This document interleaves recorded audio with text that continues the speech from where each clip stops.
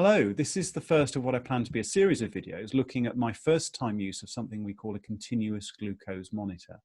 Let me give you a bit of context for that first of all. With regard my role as somebody giving nutritional advice to people, one of the big things that I'm involved with is the metabolic consequences of poor diet and how therefore good diets can bring about reversal of metabolic illness. And at the core of all of that is our insulin response. If you eat a meal with carbohydrate in it, be that fruit, be that root vegetables, or be that more refined carbohydrate that's like bread, pasta, pastries, rice, that sort of thing, your body will convert that carbohydrate that you've eaten in your digestive tract, will convert it into basic building blocks of carbohydrates, chief of which is glucose. That gets absorbed into your blood and contributes to something we call to your blood glucose level or your blood sugar level. Your body does not like blood sugar levels to be raised too high for too long because it has metabolic consequences. So we have an evolved complex chemistry to enable us to deal with high sugar levels, bring the sugar level down, try and keep it within a controlled narrow range of blood sugar levels. And that's one of the hormones chief amongst that process is insulin. And if you eat a meal that's high in carbohydrates that causes a rise in your blood sugar levels, your body will produce insulin. And that insulin then triggers a whole cascade of events that starts reducing the sugar level in your blood, the glucose level in your blood, to bring it back down to normal levels. And in a healthy metabolism, eat sugar, sugar level rises, insulin released, blood sugar comes down, not a great problem. And historically, humans have eaten glucose at certain times of year in certain quantities with no problem at all. We've got this insulin mechanism to deal with it. But the rise of metabolic ill health in the population is probably a measure of the fact that we've overburdened this insulin mechanism.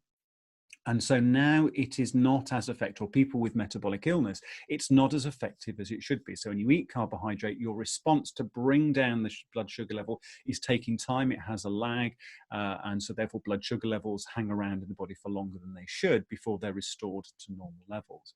And one of the drivers for me with regard to dietary change is helping individuals improve their metabolic health. And what's been shown through appropriate dietary change is that you can actually, if you've got an impaired insulin mechanism, you can, through dietary change and in relatively small order of time, bring improvements to that insulin mechanism.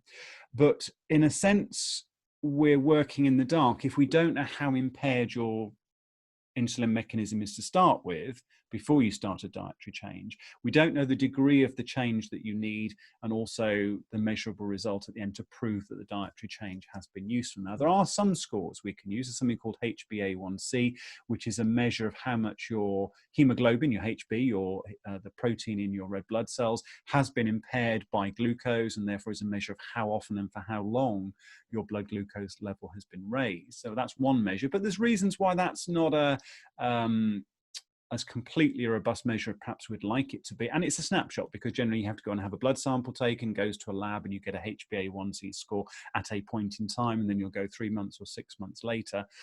So there's a certain sort of delay. It's not like getting on weighing scales every day or every week to see how your weight's doing. You've got it's a measure that has a certain lag to it as well. And there's various reasons why it may not be a complete picture anyway.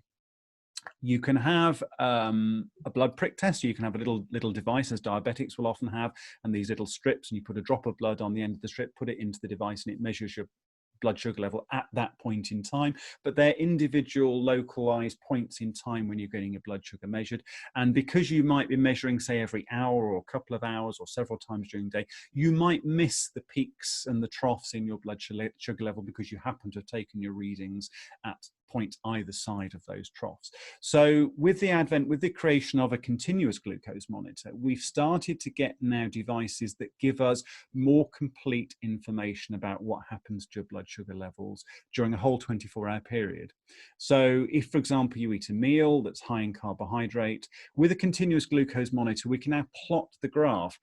How much does your blood glucose peak? Is it a sharp peak that your body responds to very quickly and brings the level down? Or is it a broader peak? In other words, the surge happens, but the insulin mechanism takes time to respond. So once we've got the elevated glucose, it doesn't come down as quickly as we'd like it to.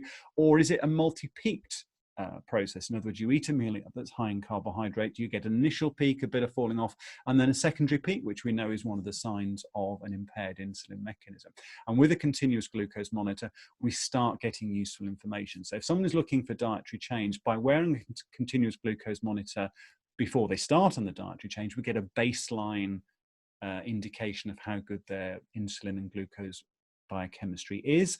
They can then make dietary changes, and during the period of wearing a continuous glucose monitor, you can calibrate it, if you like. You can sort of, once you've got used to the readings, you then sort of have certain meals, maybe a couple of slices of bread or some honey or a certain type of fruit, and then you can look at the curve that you get from that. So you get useful information about your own biochemistry and how your biochemistry responds to certain foods. People often ask me, is it okay to still eat bananas? Is it okay still to eat brown bread? And I can give general advice, but if we've got a continuous glucose monitor and we see how your chemistry responds to eating each of those things, we can then tailor the diet much more specifically to how you respond to those certain types of food.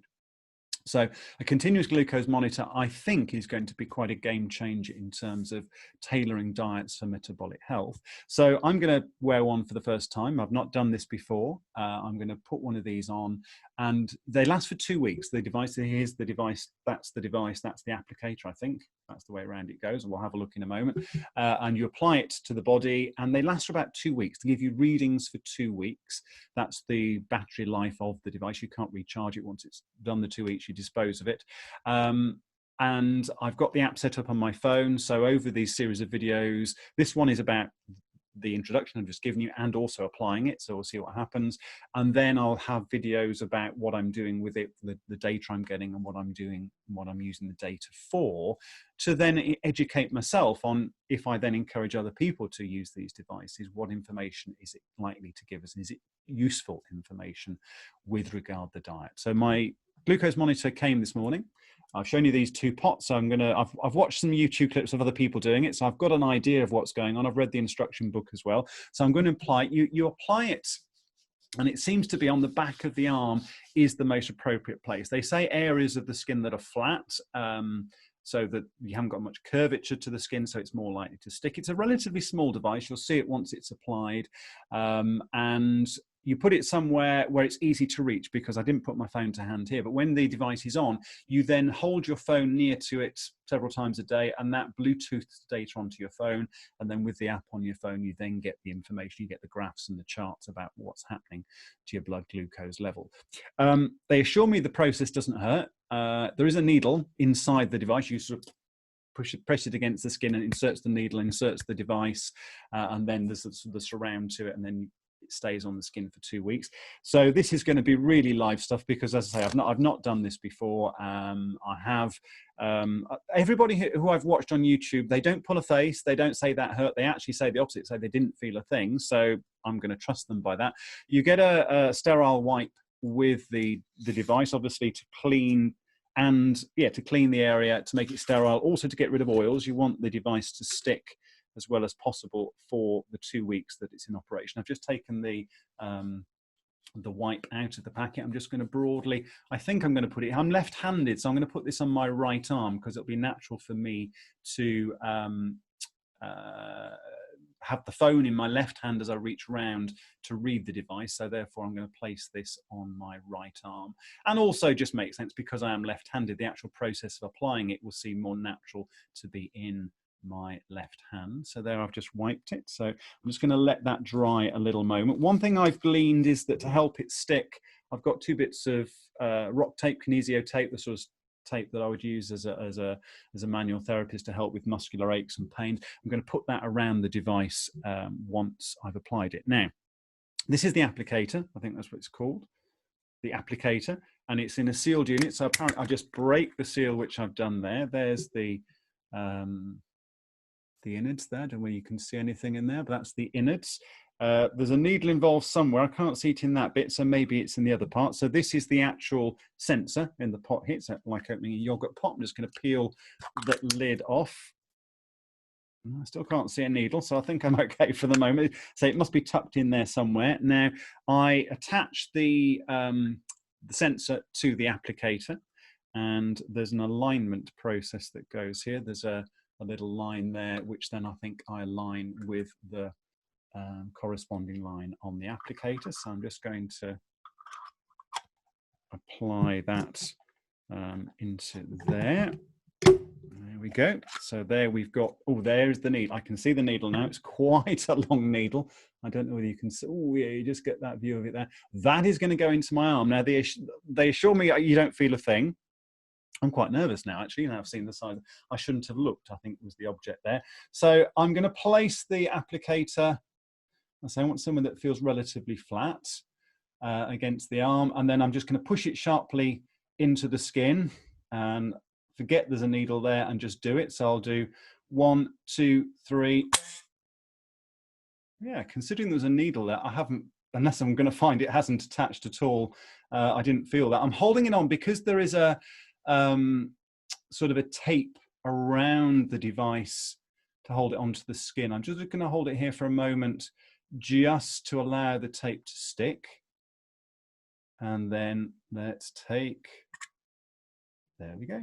There's the applicator. Oh, there's the sensor switched on. So there is a band of tape around the base. And one little trick I saw on some YouTube clips is that you get a spoon and you just make sure the tape is applied all the way around. So just around here, just to make sure that the tape is stuck on.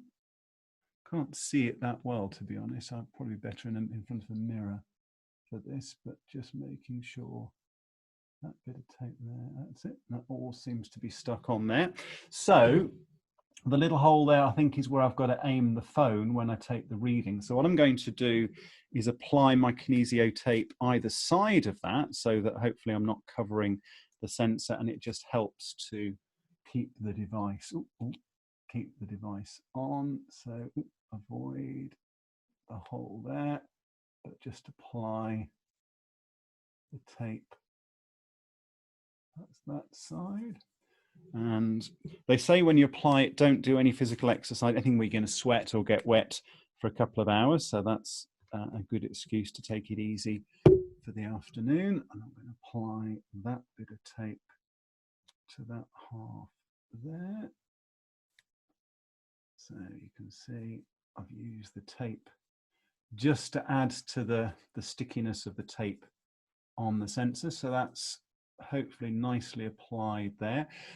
One other tip I've learned from the YouTube clips is that it takes a little while for the sensor to bed in. I'm not quite sure what that is. That'll be all part of the learning process. So I could activate it straight away with my mobile phone. It lasts for 14 days, but the advice seems to be leave it on for 24 hours, then activate it, because you've got 14 days once you've activated it. So I'm not going to activate it straight away. I'm going to end the video fairly soon here, and then I'll come back to you tomorrow in 24 hours time to actually activate it with the mobile phone. So there's the device attached.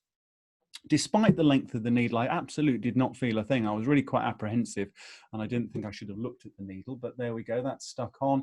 You just got to be very careful, they say. So let me just see, that's perfect actually, because it's below the line of typically a t-shirt, so it's not going to get too caught against that, which is absolutely fine. And I'll come back to you in 24 hours. So the device is applied. I've given you a little bit of a spiel of why I'm doing it. I'm going to eat normally. I'm going to try and eat normally for the first few days once I've activated it. Then when I've got baseline readings, I'm then going to experiment with foods that I don't normally eat. I'm going to try some honey. I'm going to try some non-berry fruit, see what happens. Just so I've got some charts, if you like, some information about what happens to my blood sugar level when I eat all of those foods. So that's my first go at applying a CGM, and I will see you in 24 hours. Okay, take care.